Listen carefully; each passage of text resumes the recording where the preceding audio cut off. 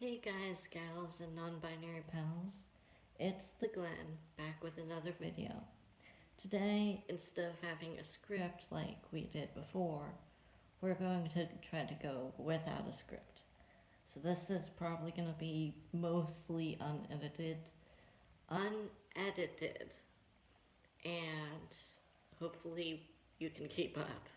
Hopefully we don't go on multiple tangents like we tend to do.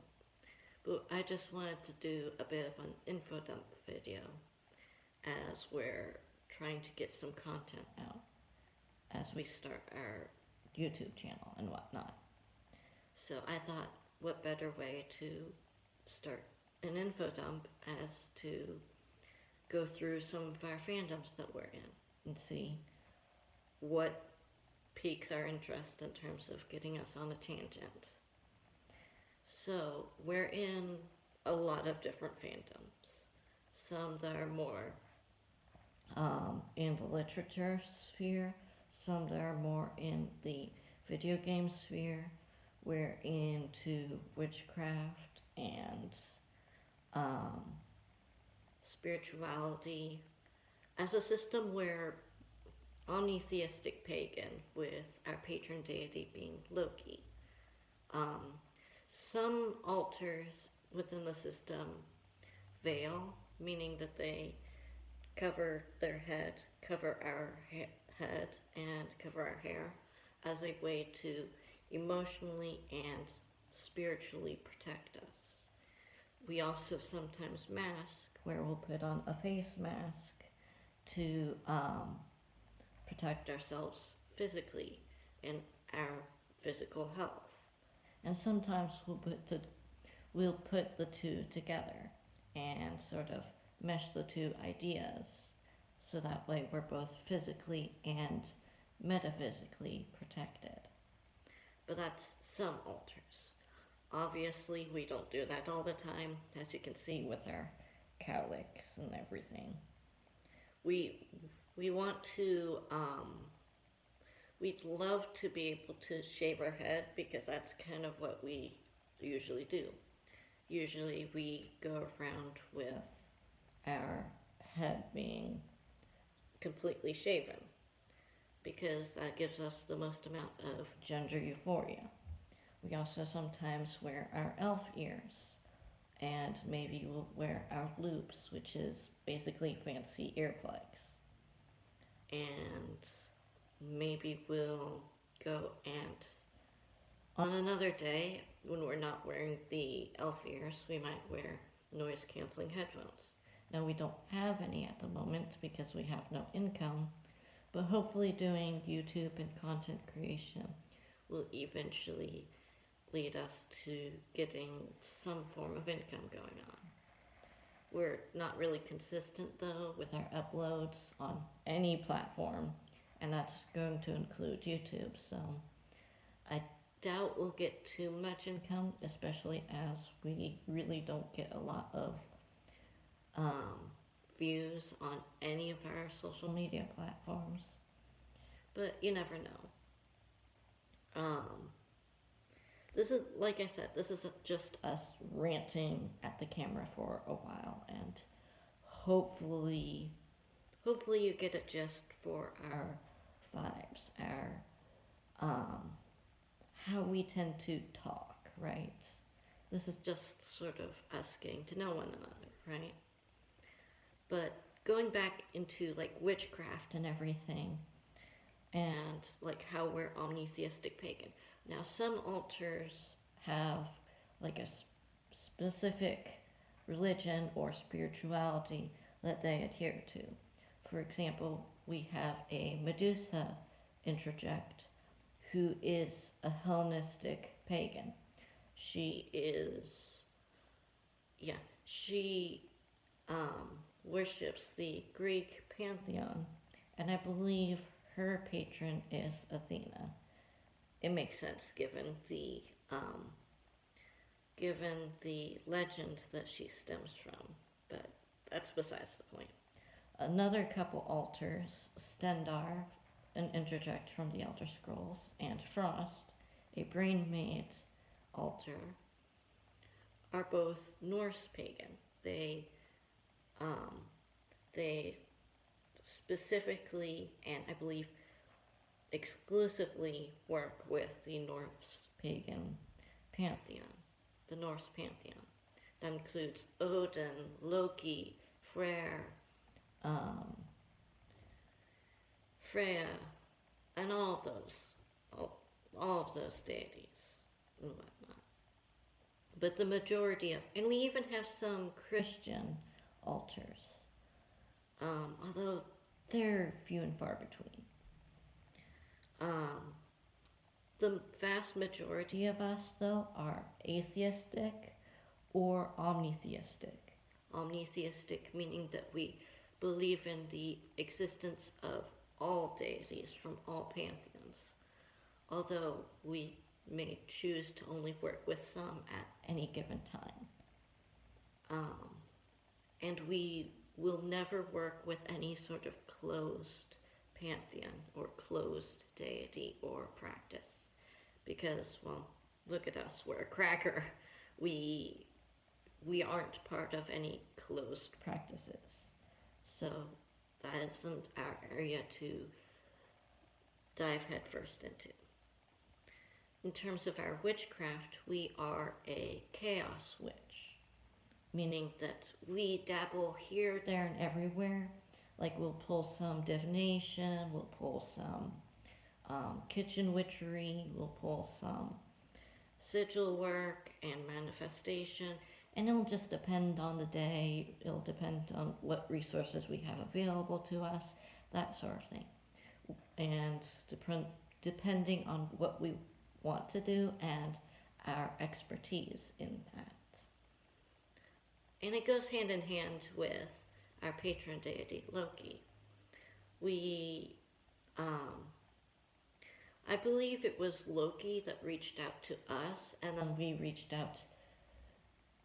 I believe at first Loki was reaching out to us, and then we were like, well, we're just getting into witchcraft and everything, so we don't really feel comfortable getting into deity work right now.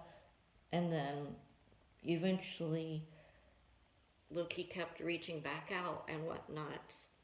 Although I believe that they, I believe Loki goes by any pronouns. So we tend, with anybody or any entity that goes by any pronouns, we tend to mirror our pronouns onto them. Right now I'm going by they, them pronouns, so I'm going to mirror that onto Loki.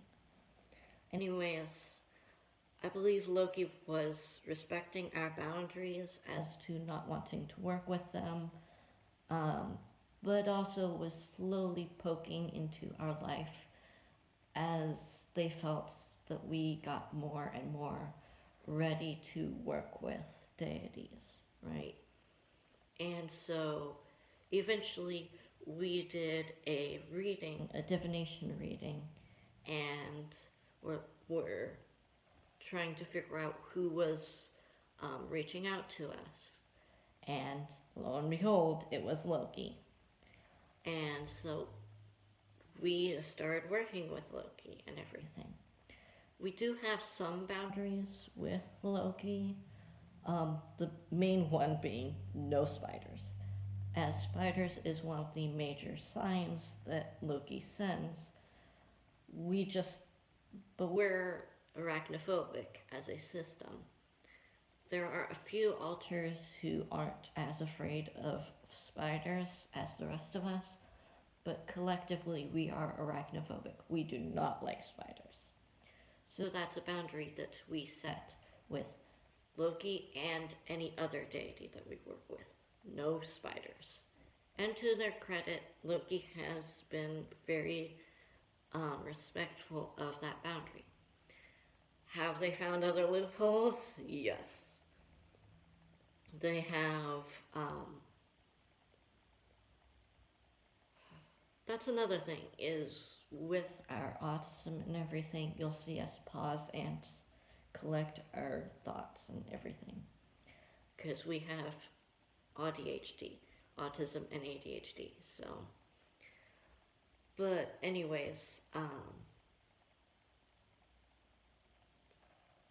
Loki found some loopholes in our boundary. We said no spiders, and Loki respects that. But sometimes Loki sends other bugs instead. Like, you know those house centipedes or whatever they are? Or like earwigs, which are like house centipedes but with like beetle things on their butts. Yeah, those things. At multiple instances, Loki has sent bugs like that to basically be like, you're doing a dumb thing, stop it. And usually the dumb thing is us doubting ourselves, because we have a lot of self-doubt and self-loathing and self-confidence issues that we're working through, and Loki is helping us work through that. Loki also sometimes visits us in our dreams. And our dreams are already weird enough because we have always been a sort of semi-lucid dreamer. We'll be able to recognize that we're dreaming, but unlike most lucid dreaming that we've researched and whatnot, we aren't able to affect the plot or setting of the dream, just our own actions and choices in that dream. Like we can't control who we talk to in the dream or what goes on in the dream, but we can control what we say and what we do in the dream as we react to the plot of it.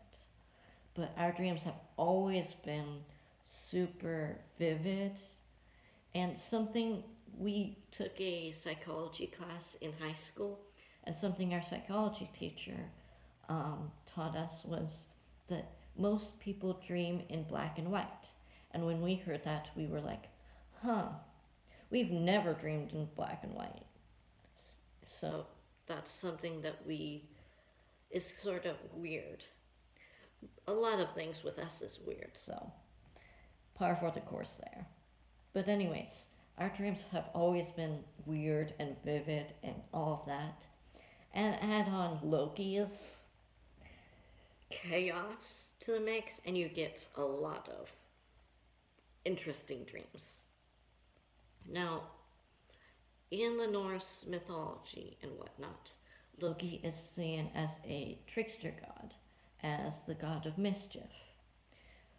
We take that in a different direction.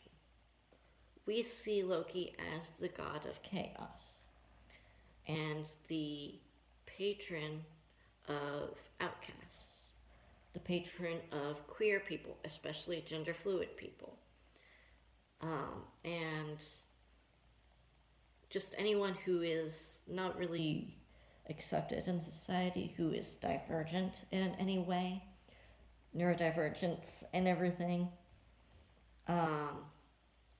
And chaos as an idea is very neutral. You have positive chaos, positive change, Loki being a god of chaos and change. You have chaos and change that is in a positive connotation, chaos and change that is in a not negative connotation, and then just general life stuff that is very neutral. And that's Loki. Loki is chaos. Loki is change. And we've gone through a lot of chaos and change in our life. And as a neurodivergent queer system, we ourselves are very chaotic, both in our mind and in our body, and how we interact with the world.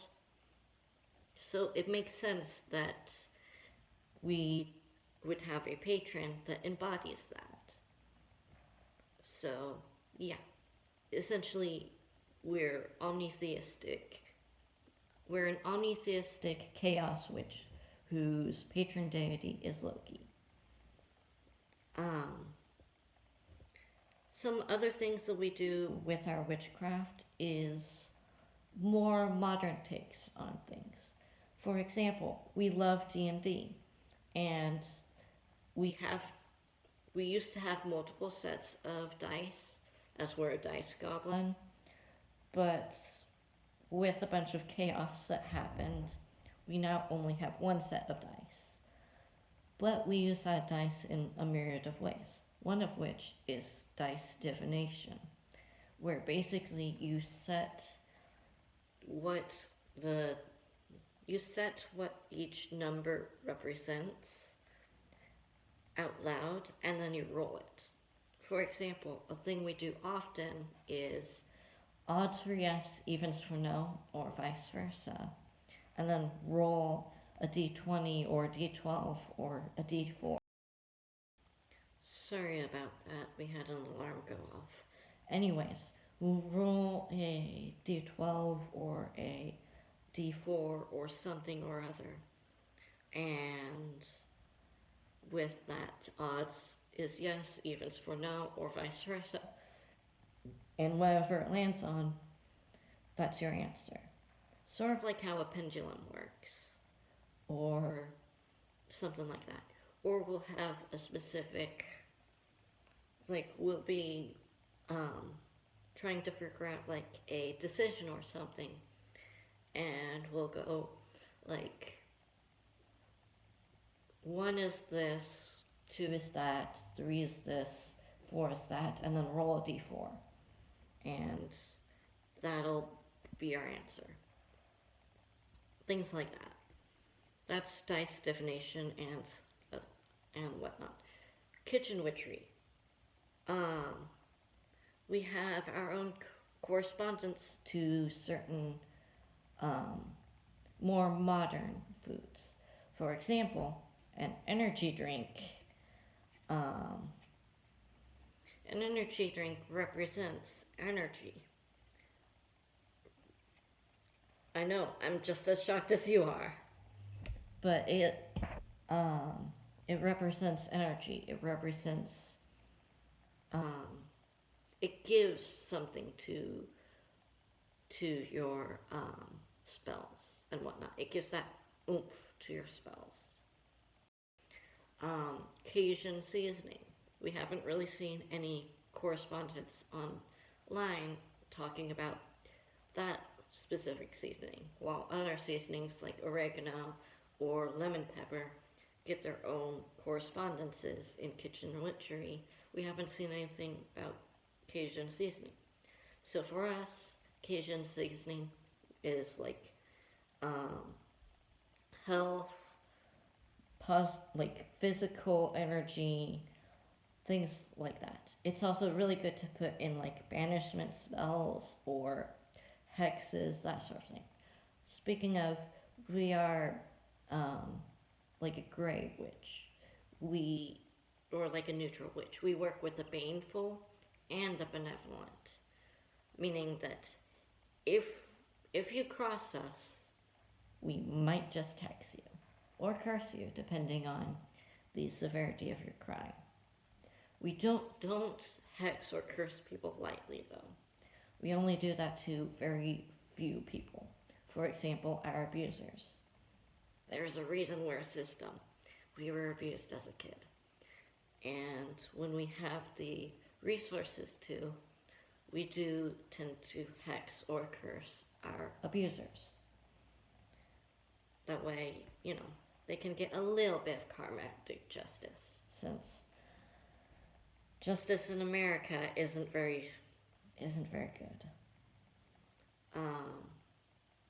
And then, what's some other modern correspondences? Modern kitchen witchery thing. We do spell pizzas. So basically we'll make a microwave pizza or a regular pizza or whatever, and then the seasonings that we put on top of it give it that spellcraft, that witchery, right? Because witchcraft is mostly about intent. It's about the energy that you put into the thing, not the ingredients or tools that you use, although those are also important. But it's mostly intention. So we use intention to put our whatever we want into a pizza. And then we eat the pizza because pizza is delicious.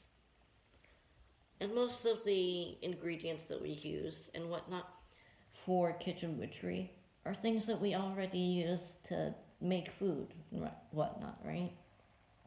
So we're just making a pizza that tastes good, but we're adding a bit of intent into it to make it witchcraft. So we don't do that all the time, but sometimes. But it's just things like that that put a modern twist on witchcraft. Because witchcraft is all about resourcefulness, and we live in modern times. So of course you gotta be resourceful with what you have around you. But I think that's enough info dumping about witchcraft, so I'll be signing off here. Thank you for watching, and have a great day, afternoon, or night, depending on whenever you're watching this. See you in the next video.